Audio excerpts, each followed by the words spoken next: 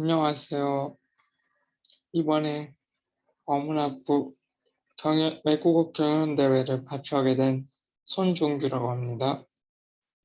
제가 이번에 발표할 주제는 아쿠타카와 류노스케에 대한 고찰이란 주제로 발표를 하게 되었습니다. 소제목은 기독교에 관심을 가진 문학작가라고 이렇게 달아봤는데요. 아쿠타카와 류노스케는 기독교에 관심을 갖게 된 문학작가이기 때문에 제가 제목을 이렇게 붙여봤습니다. 발표 시작하겠습니다.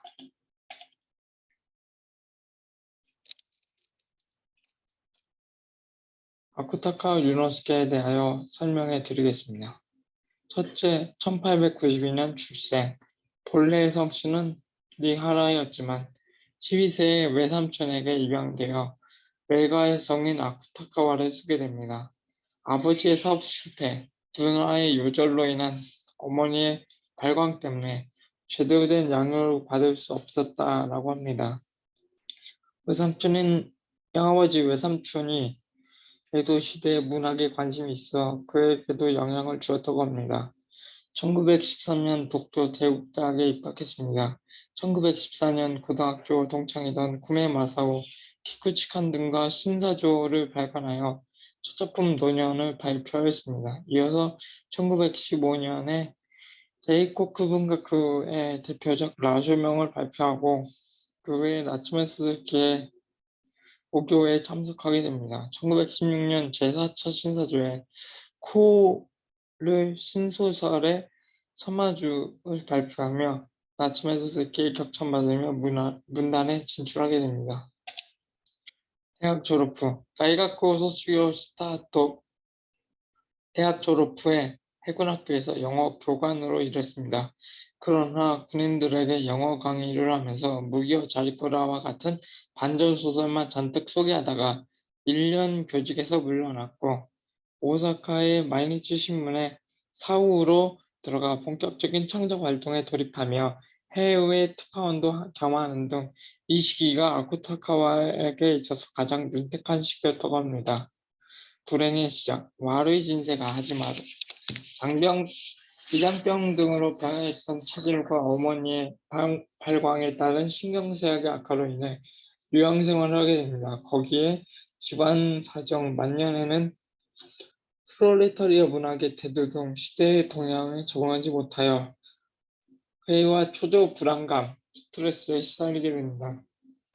정신과 의사인 친구에게 약을 처방받습니다. 불행이 시작되는 것을 알립니다. 결국 심한 신경쇠약에 빠져 몇몇 지인들에게 편지와 원고 그리고 나의 장르에 대한 막연한 불안, 무쿠노 쇼라인이 쯔있다 후원야리 도시다 후안이 라는 유서를 남기고 1927년 7월 24일 35세의 젊은 나이에 수면제 과다 복용으로 음독 자살하게 됩니다.